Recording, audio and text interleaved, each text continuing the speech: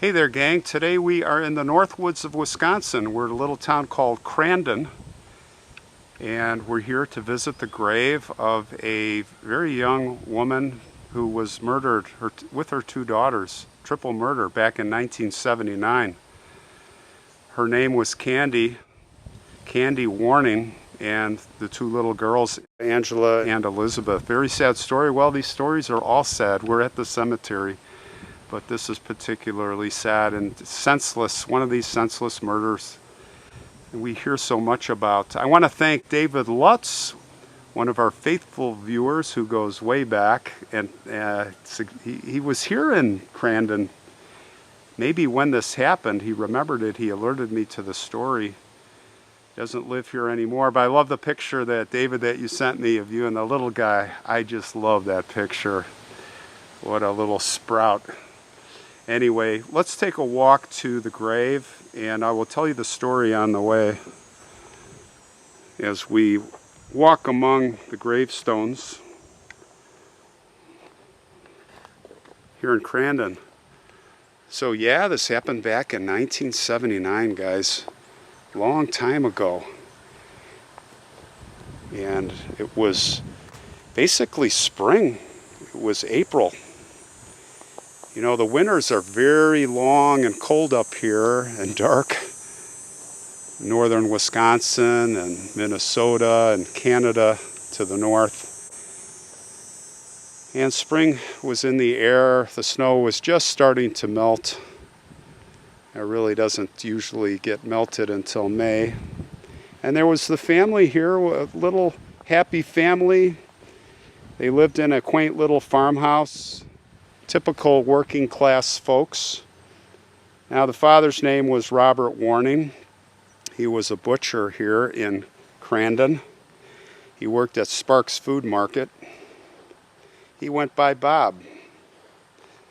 And Mom was only 20 years old. Candace, they called her Candy, and the two daughters. Angela was 4, and Elizabeth was only 1 year old.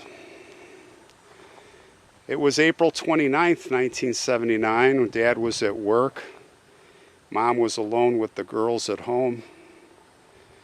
And all of a sudden, Dad got a call. And Mom, Candy, she said, there's some guy outside. You know, it's dark. It gets dark at like 5 o'clock.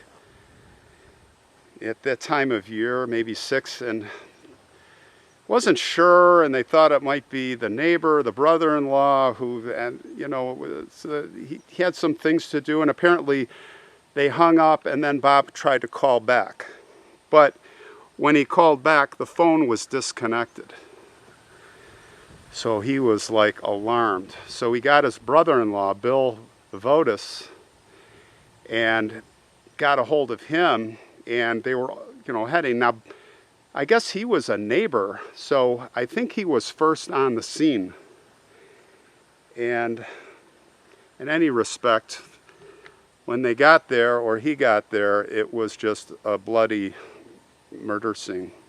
It was really bad. And Bill sent Bob, the husband, the father, his brother-in-law, sent him over next door. He was absolutely hysterical. As anyone would be. Can you imagine? Can't even imagine. Right, so there they thought they would have to start a big investigation. Paramedics came, nothing they could do. Basically, when the paramedic came, Bill basically stopped them and just said, you know, it's pointless. They're all dead. They've all been murdered. Well, it didn't actually take long to figure out who did it. There was a kid that was skulking around the woods nearby. He was covered in blood. They said, why are you covered in blood? As they were trying to guess, he said, oh, I was attacked by a wolverine that I was hunting. Said he was hunting wolverines. Now I got to tell you, I don't think there's even wolverines up here. I know there's badgers, there's fishers. I mean, you guys tell me. I've never seen or heard of a wolverine south of the Canadian border, maybe. But anyway, that's what he said. It was this local high school boy who had been acting very strangely in the recent weeks. And he had gone missing a couple of days beforehand, before this happened. Now apparently, he had been staying in the woods near the Warning house in some hunting shack. His name? Well, he went by the name of Timothy Sipple. Sipple was the last name of his foster parents. His real last name was Campbell. And apparently Timothy had told his friends sometime before, while they were on the school bus, that he was going to go scalp hunting. Now, someone's on the school bus and they go, "I'm going scalp hunting." You know, you got to believe that he's kidding. One of the 14-year-old girls, I think he was 17 at the time, she said, "You're joking, right?" And he pulled out this big machete knife right on the school bus. He put it to his neck. He gave her a big smile. So no, he wasn't kidding. Why? Don't know. Don't know any details beyond that. So Deb was helping me on this story, and we're going to kind of put it out to you guys because there was a trial. He did plead insanity, this Timothy. I guess it didn't work, and I think he was found guilty, but that's where the trail goes cold.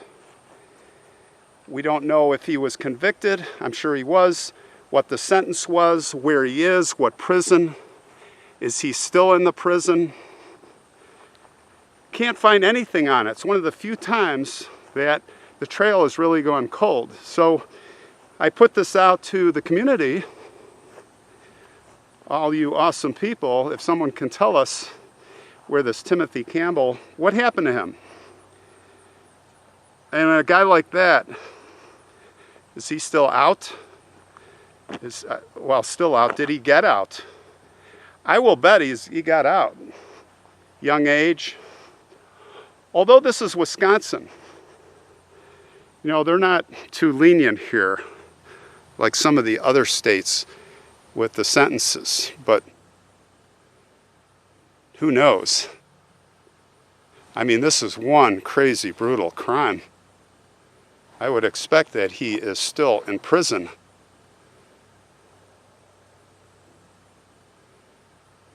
But that was a long time ago. Would love to know, guys.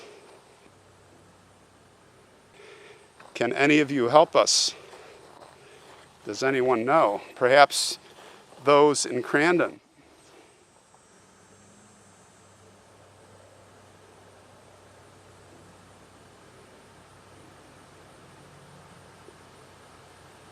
Here's their grave. Right here. There's a little angel on top.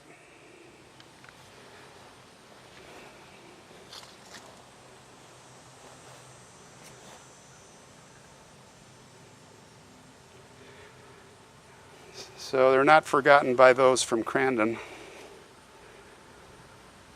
So there's Candace E.,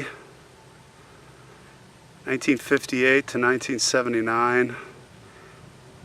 Angela, 1975, and then Elizabeth was born 1978. And it says, "Life is not measured by its length, but by its depth." And those are great words. And if those of you who have been with me for a long time know that we've talked about this, that all of our lives here are short on this planet.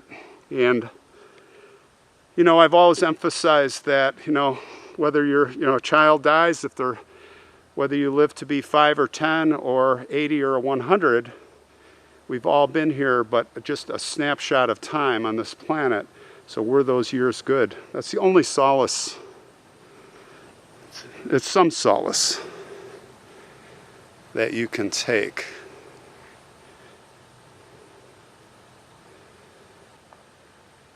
Well, I brought some flowers for them, which we will lay down. The yellow rose.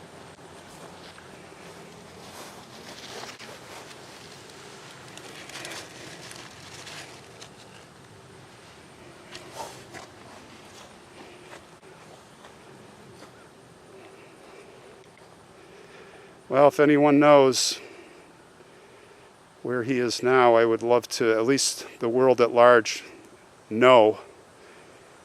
And more importantly, Candace, Angela, and Elizabeth, rest in peace. Rest in peace. You are not forgotten.